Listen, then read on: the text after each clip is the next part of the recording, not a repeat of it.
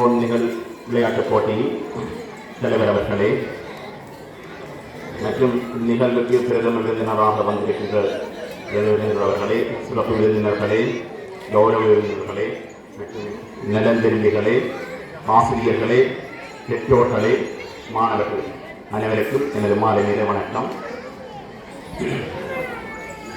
இன்று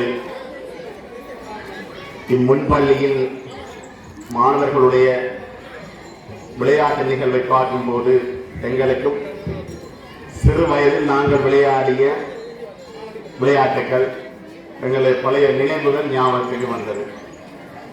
முன்பு நாங்கள் படிக்கிற காலத்தில் அல்லது விருந்தினர்கள் நீங்கள் இருந்த காலங்களில் அநேகமாக நவீன தொழில்நுட்பங்கள் இல்லாத காலம் அது.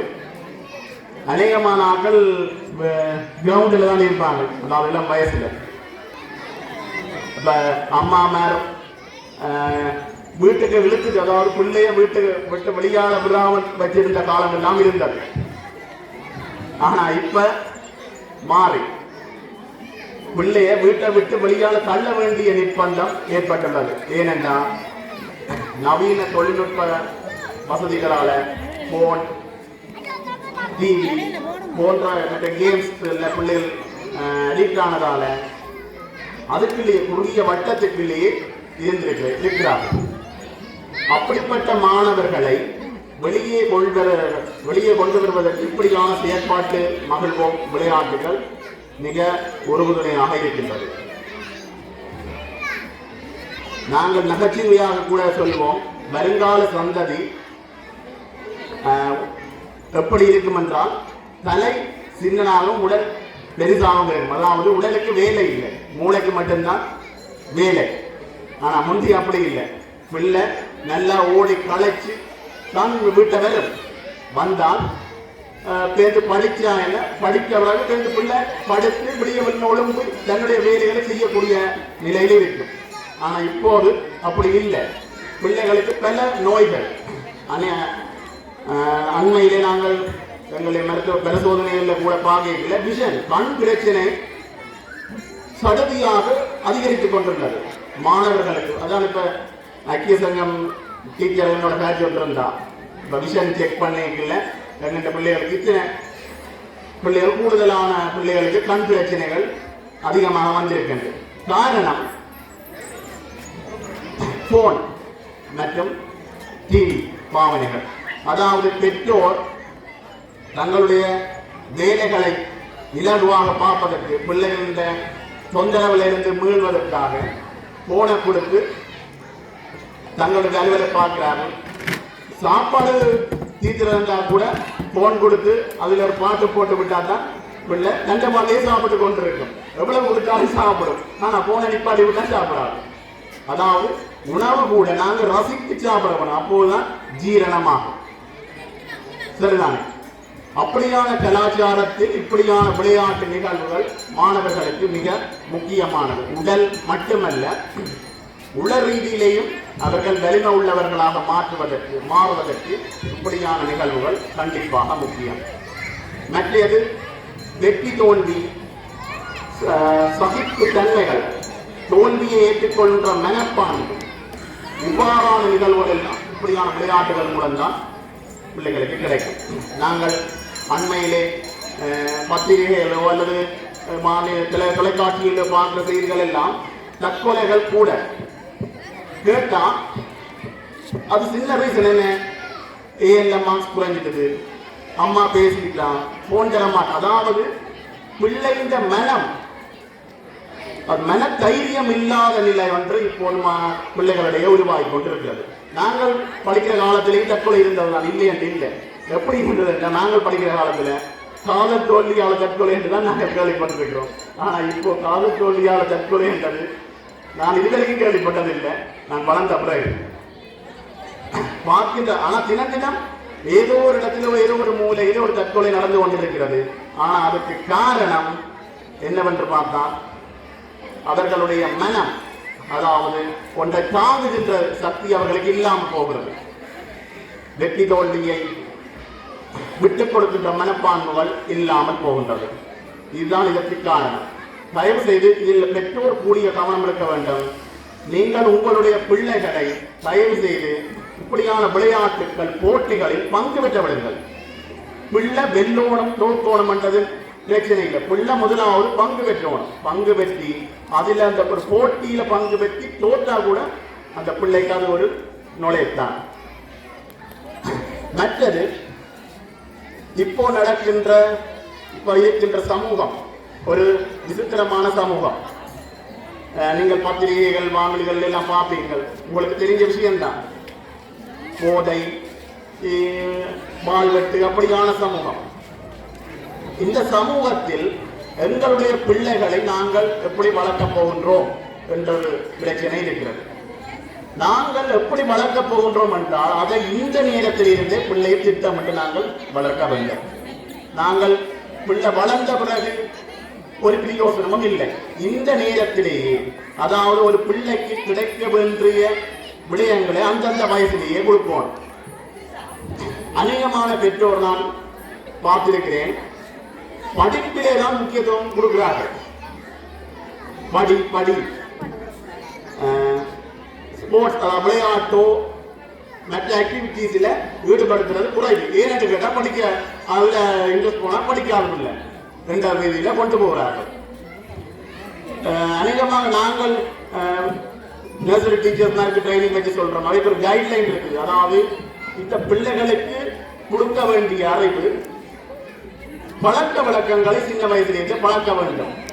எப்படி பிரஷ் பண்ண வேணும், தூரியை கொண்டு எவ்வாறு கல் துளக்க வேண்டும், எவ்வாறு கை கழுவ வேண்டும், குப்பைகளை எவ்வாறு தரம் பிரித்து போட வேண்டும், மற்றது மற்றவர்களோடு பழகும் போது எப்படி பழக வேண்டும், கைலாக கொடுப்பது எப்படி, இப்படியான பழக்க வழக்கங்கள். தன்னுடைய வேலைகளை தாங்களே செய்ய வேண்டும். ஒவ்வொரு வேலையும் எப்படி என்றது அதுதான் நேசரியில் பழக்க வேண்டிய விஷயங்கள். ஆனால் சில பெற்றோரின் நிர்பந்தத்தினால் ஆசிரியர்கள் ஆனால் பழக்கினா பரவாயில்லை, அதை தாண்டி பல பல வேலைகள் செய்து கொண்டிருக்கிறார்கள். அந்த என்ன அவங்க ஏம் என்று சொன்னா எல்லாருடைய பெற்றோருடைய ஏம் வந்து ஸ்காலர்ஷிப்ல இல்லை ஃபர்ஸ்டா வரணும், நாங்கள் வேலை செய்கிற இடத்துல இந்த பிள்ளை ஸ்காலர்ஷிப்ல சில மார்க்ஸ் எடுத்து சொல்லணும் என்று நாங்கள் எதிர்பார்க்கிறோம். ஆனால் அந்த பிள்ளை கடைசியில அது வளர்ந்து பெரியவனாகும் பொழுது அது எவ்வாறு இருக்கும், அதன் பழக்க வழக்கங்கள் என்ன, அதன் கல்வி என்ன என்பதில் நாங்கள் அக்கறை செலுத்த தவறுதான். பிள்ளையை தன் போக்கிலே விடுங்கள். அதுக்கு என்ன துறை ஏழுமோ அந்த துறையிலேயே அந்த பிள்ளையை ஊக்கப்படுத்துங்கள். எல்லாரும் டாக்டரா வர முடியாது, எல்லாரும் இன்ஜினியரா வர முடியாது, எல்லாரும் டீச்சரா வர முடியாது. அப்ப ஆனா சகலரும் அறிவாளியாக வர முடியும். விளங்குதான்? அப்ப சகல பிள்ளைகளும் சகலருக்கும் அறிவை கொடுங்கள். ஆனால் அவர்கள் என்னவாக வரப்போகிறார் என்பதை அவர்கள் முடிவெடுக்கட்டும், அவர்களுடைய முடிவெடுக்கின்ற வயது. நாங்கள் அவர்களை, அதாவது சர்க்கஸுக்கு சிங்கத்தை பழக்குவது போல் தான் பழக்கிக் கொண்டிருக்கிறோம். இது நல்ல சமூகமோ நல்ல நாட்டை கட்டியெழுப்பதற்கு இது ஒருபோதும் ஒத்துழைப்பு தராது. இப்ப நீங்கள் பிள்ளைகளுக்கு தயவு செய்து நல்ல பழக்கங்களை பழக்குங்கள், நல்ல உணவுகளை கொடுங்கள், நல்ல உணவுகளை கொடுங்கள், நல்ல பழக்க வழக்கங்களை பழக்குங்கள். நல் நோயற்ற ஆரோக்கியமான பிள்ளைகளாக அவர்களுக்கு வாழ்வதற்கு சந்தர்ப்பத்தை கொடுங்கள். விளையாட வேண்டிய வயசில் விளையாட விடுங்கள், படிக்க வேண்டிய வயசில் படிக்க வையுங்கள். அவர்களுக்குரிய தேவைகளை ஏற்படுத்திக் கொடுங்கள்.